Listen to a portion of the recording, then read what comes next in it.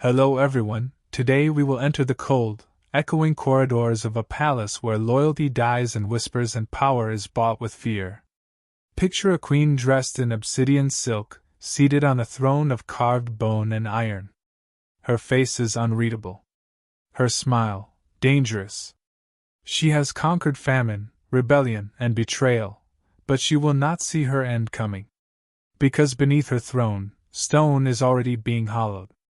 Her enemies aren't drawing swords, they're drawing maps. Before we get started on this story, please take a moment to like the video and subscribe, but only if you really like what I do here. And when we reach the end, I want to hear your thoughts in the comments. Was Queen Dra a tyrant who earned her fate, or a sovereign devoured by envy? Dra was not born into her crown. She carved her way to it with patience, iron, and fire. The seventh daughter of a minor lord, she was the sort of child history was meant to forget. But she watched. She remembered. And when plague wiped out the royal family's heirs, she moved faster than grief could follow. By the time the capital processed its mourning, Dra had already secured enough marriages, forged enough documents, and buried enough secrets to make her claim unshakable. The coronation was quiet, under torchlight. No cheers. No parades. Only silence and suspicion. The nobles bowed, but their eyes screamed treason. Dra didn't mind. She understood that fear was better than love. Love was fickle. Fear could be managed. Her rule began not with laws, but with cleansing. Every counselor who had opposed her ascent found themselves reassigned to postings along the icy borderlands, or disappeared entirely. Spy masters were replaced with orphans she had raised herself. Her kitchens were restaffed, her guards rotated every fortnight. She trusted no one. And so, for a while, she ruled without challenge. Dra did not rule with cruelty. She ruled with precision. Food flowed again in starving regions. Trade roads once plagued by bandits were cleared in weeks. Taxation was high, but consistent. She enforced laws that applied even to her own blood.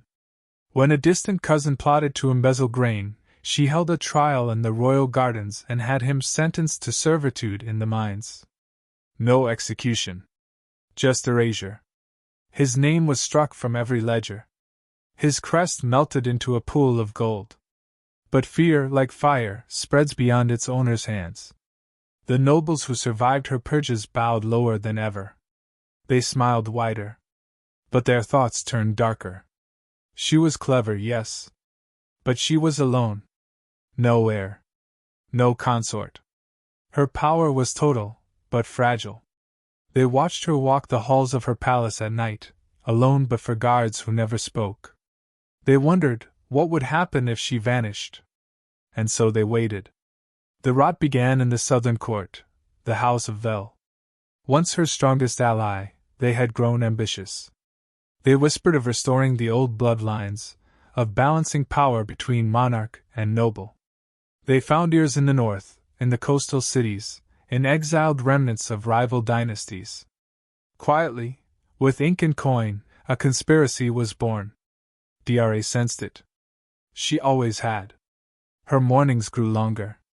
She no longer drank from goblets handed directly to her. Her personal guard was increased.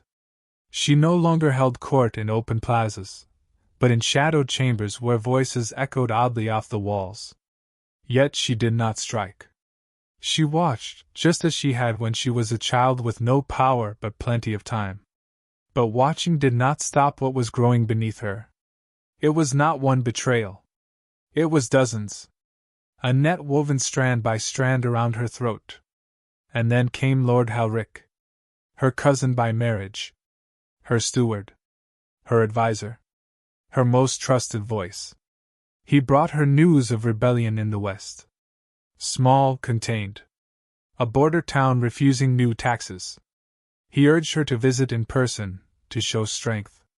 No army, he said. A queen's presence is worth 10 battalions. It was clever. Reasonable. The sort of suggestion she might have made herself. So she agreed. She left the capital with only 2 carriages, 20 guards, and 5 advisors. And she rode straight into the grave. The journey began under a pale sky, with banners flying and hooves crunching frostbitten earth. Queen Dra sat cloaked in sable, her face unreadable behind the carved bone mask she often wore while traveling, a symbol of her reign, and a reminder she was not to be read. Not by allies. Not by enemies. And certainly not by fate. But fate had already moved ahead of her. The rebellion she was supposedly riding to confront was a fiction. There were no burning towns, no blocked roads, no tax riots. Halric had made sure the route appeared dangerous enough to justify the Queen's presence, but clear enough to allow a smooth procession to a particular destination, one Dra herself had long since forgotten. Linverin. An old estate once used by royal consorts during times of pregnancy and illness, Linverin was hidden in the folds of a forested ravine, its towers half-choked with ivy and its gates recently repaired. Dra had passed it once as a child. She remembered little, just a fountain with moss-like velvet, and cold stone corridors that smelled like rain. Halric had visited the estate weeks earlier. Officially, he claimed to be overseeing repairs. Unofficially, he had overseen something far more precise, the excavation of its substructure. Deep beneath Linverin lay the old royal catacombs, sealed generations ago, rumored to house traitors and queens who had died disgraced. No official map recorded them anymore. But Halric had uncovered their existence in a forgotten ledger stored in the royal archives. And he had devised something monstrous. Not execution. Not exile. But erasure. When Dra's procession arrived at Linverin, the deception remained perfect. The servants bowed too low. The wine was too warm. The air too still. Her guards dispersed without being told. The advisors she trusted, each handpicked years ago, remained silent. Every one of them had been bought. And she, the master of hidden moves, walked straight into a room with no exits. That evening, she dined in a long stone hall. A fire crackled in the hearth. Halric sat across from her, offering toasts to her health, her strength, her future. She noticed the absence of her cupbearer. The odd hum in the torches. The whispering of boots on the floor above. She rose from the table. And the doors were closed. 3 guards stepped forward. Not hers. Halric remained seated. "You should have killed me in the capital," Dra said. "I would have," he replied. "But your people would have remembered." A pause. "This way," he continued. "They'll forget." She did not plead. She did not scream.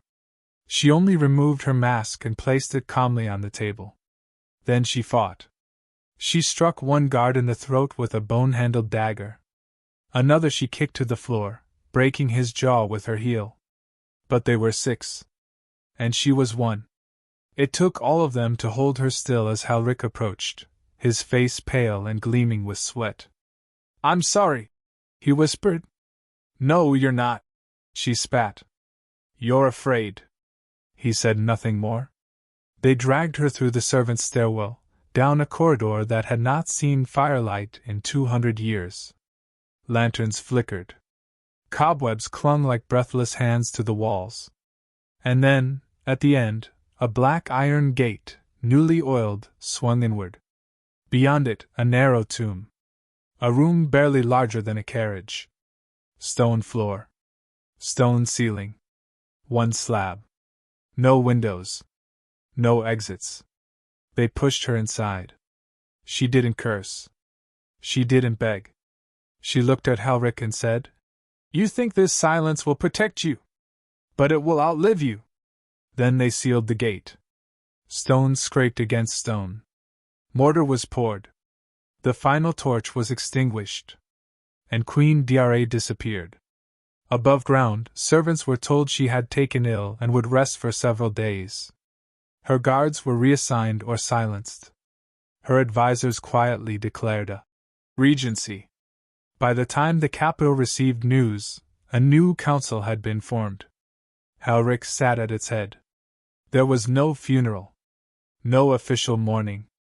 No corpse to bury. Only silence.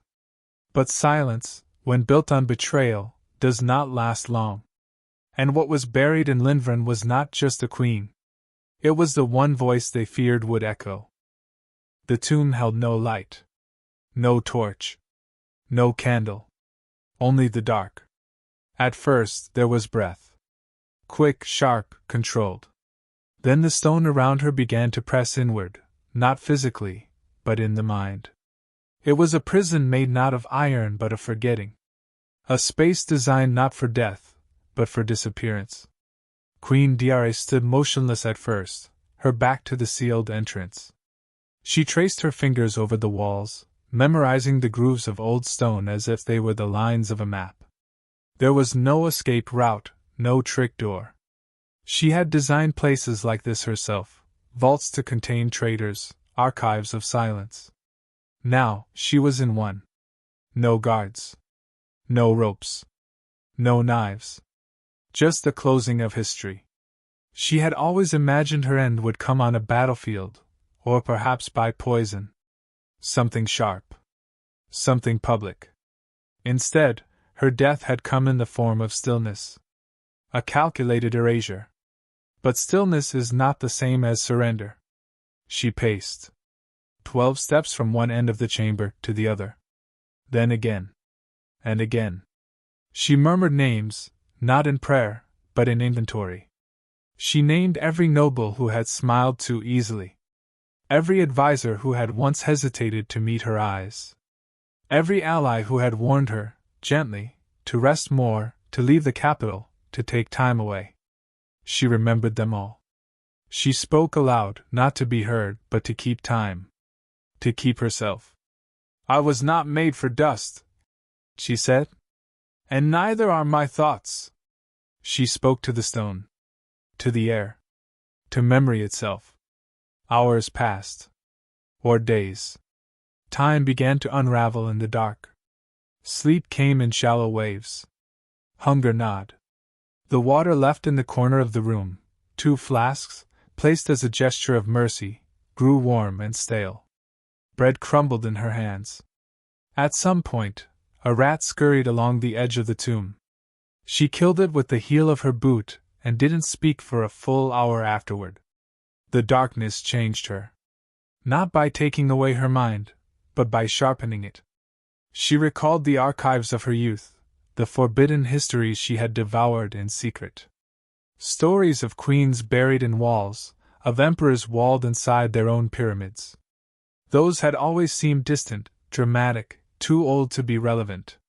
But now she knew, no punishment is more perfect than one which denies the world your corpse. Outside the tomb, Lindvren sat silent. Halric issued formal decrees under the council's name. He claimed Dra had succumbed to a fever during travel. Her body, he explained, had been burned for health reasons, plague protocol. A sealed urn of ash was placed in the royal crypt. Even the clergy approved. They had long feared Dra's intensity, her disregard for religious ceremony. Now, they found it convenient to pretend her soul had passed on quietly. But quiet is fragile. A servant who had glimpsed the queen the night before her disappearance left court abruptly. 2 months later, he was found face down in the river, his pockets filled with stones. A former guard who had once escorted Dra to the borderlands spoke too freely in a tavern and vanished the next day. Rumors sprouted like mold. She was never sick. They lied about the burial. She's not dead. At Lindvren, the ivy grew thicker. The hall where she had dined was sealed off. The lower floors flooded and were abandoned. The servants left. Only a few caretakers remained, men paid handsomely to say nothing and forget everything. And yet they whispered, among themselves, of strange sounds in the night. Rhythmic pacing. Murmurs. Breathing. The tomb had no air shaft. But still, the noises came. Some said she had died in days. Others believed she lived for weeks. Some even claimed she was never buried at all, that a decoy had taken her place, and the real Dra escaped into the woods with her most loyal guards. But none could prove anything. Because there was no body. And without a body, a queen cannot be buried, only lost. In the capital, Helric grew more erratic. His reign was meant to be smooth. Short. A bridge to a new, softer monarch. But the shadow of Dra hovered over every decree. Coins bearing her face were still in circulation. Children still whispered her name as a charm against nightmares. And every night, when Helric looked into his polished silver mirror, he saw her, not her face, but the shape of what he had buried. Stone remembers. And so do the dead. The capital grew colder. Not with the seasons, but with something that seeped in through walls and rumors, a presence no decree could extinguish. It began subtly. A phrase scribbled onto the parchment of a merchant's ledger. The queen is not gone. Then a symbol drawn in soot beneath a tavern's table, a single downward-pointing crown with a line across it, Dra's old sigil, crossed but not broken. People who had once cowered under her gaze now spoke her name with reverence. The nobles who had once feared her now feared something else, her return. Even Helric, whose power had once seemed inevitable, grew restless. His sleep, they said, grew shorter. His hair gray. He no longer attended council alone. His guards, once ceremonial, now flanked him day and night. Because deep down, they all knew what they'd done. Not just murder. Burial without memory. Erasure. But no matter how many layers of stone and secrecy they had laid over Queen Dra, something had survived, and not just in the minds of the people. One by one, signs appeared that something beneath Linvren was stirring. The caretakers who still manned the decaying estate began to speak of dreams. Shared dreams. Of a woman pacing in the dark. Of the sound of breath and stillness. Of a hand pressing gently against stone from the inside. One night, a groundskeeper ran from the manor barefoot, his clothes torn, screaming of voices from the floorboards. He never returned. Linvren was closed officially soon after, declared structurally unstable by Halric's orders. No one was to enter. No one was to investigate. A garrison was stationed nearby to deter trespassers. Yet even they were reluctant to approach at night. Soldiers whispered of faint vibrations underfoot. One swore he heard 3 knocks echo from the foundation while standing guard. Just 3. Spaced perfectly apart. They laughed it off, of course. Nervous laughter. Because the truth was unthinkable. How long can a mind survive in the dark? How long can a soul linger in stone? But while Linvren rotted, the political rot in the capital spread even faster. Helric, paranoid and brittle, began purging the very council that had helped him ascend. Accusations flew. Executions followed. His grip tightened with every week, until it began to choke even him. Then came the letter. It arrived with no seal. No sender. Just 6 words scrawled in perfect ink on the parchment. You buried the wrong part of me. Helric dismissed it at first. A trick. A cruel joke. But the handwriting, it was unmistakable. He had seen it in royal decrees, in marginal notes on court ledgers, in a hand once resting near his own on war maps. It was hers. The next night, he fled the council chamber early. He refused wine. He ordered the palace windows shuttered. He spent the evening in the old chapel, lighting candles with shaking fingers. But no flame could warm the cold inside him. Because the thing he feared most wasn't that Dra was still alive. It was that he had killed her, and she remained. In the weeks that followed, a sickness took him. Not of the body, but of the mind. He began talking to shadows. He heard footsteps where there were none. Once, he claimed he smelled wet stone and iron in his bedchamber, though it had not rained in days. At last, Helric abandoned court entirely. His final act, ordering Linvren to be collapsed. Not sealed. Buried. He sent laborers with picks and oil. ordered the entrance blown inward. Rubble was dumped by the wagon load. The estate was drowned in stone, sealed with wax, cursed by whispered rites. And still, on the final night of the demolition, a tremor shook the ground. Gentle, rhythmic. Some claimed it was from the explosion. Others weren't so sure. A blackbird was seen perched atop the last standing spire, cawing once, then flying west into the wind. When the dust settled, Lindgren was gone. But silence had not returned. In the years that followed, children born near the site of the ruined estate were said to speak Dra's name in their sleep. Travelers carved her crest into trees for luck. Rebels carried her image into battle, not for vengeance, but as a reminder: a queen can vanish and still rule. And somewhere, in the places where stone meets soil and memory becomes myth, people began to say, "She was buried alive. But she was never alone." Years passed. Then decades. The crown changed hands, and with it, the stories. New kings rose, then fell, some to blade, others to boredom. History, always the obedient servant of the victorious, tried to write Queen Dra out. Her name faded from formal records, her laws quietly erased or credited to successors, her likeness scraped from coins and mosaics. Her mask, once a symbol of terrifying wisdom, was placed in a locked vault and never spoken of again. But memory does not obey decree. She remained where the dust couldn't reach, in rumor, in dream, in the deep place where fear and fascination twist into something immortal. And so, the whispers continued. In the mining towns near the ruins of Lindgren, old men told stories of footsteps that echoed where no one walked. Children dared each other to recite Dra's name 3 times while touching the earth. Some swore the ground trembled slightly when they did.